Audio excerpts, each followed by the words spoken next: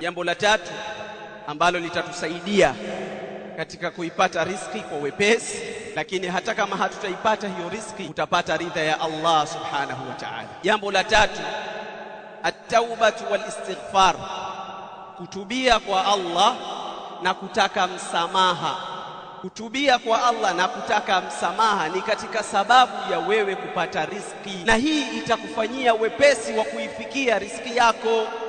Allah anaeleza katika Qur'an, faqultu astaghfiru rabbakum innahu kana ghaffara yursilis samaa alaykum midrara wa yumdidukum bi amwalin wa banin wa yaj'al lakum jannatin wa yaj'al lakum anhara.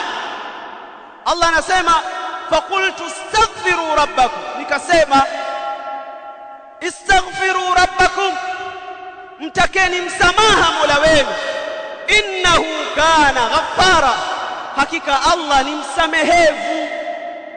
Yursilis samaa alaykum midrara, unapomtaka msamaha Allah atawatoleeni katika ardhi.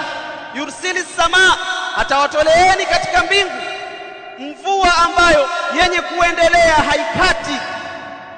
Midrara, inaendelea mvua haikati. Wayumdidukum bi amwali wa banin, na atawazidishieni, atawaongezeeni mali pamoja na watoto. Wayaj'al lakum jannati, na atawajalia duniani mkiwa kwenye mabustani, mnakaa kwenye mabustani mazuri. Wayaj'al lakum anhara, na atawajalia mito ambayo mtatumia mito hiyo kunyosheza mimea yenu. Kwa hiyo istighfar ni jambo la msingi sana ambalo litakufanya wewe Muislamu uiendee riziki yako kwa wepesi.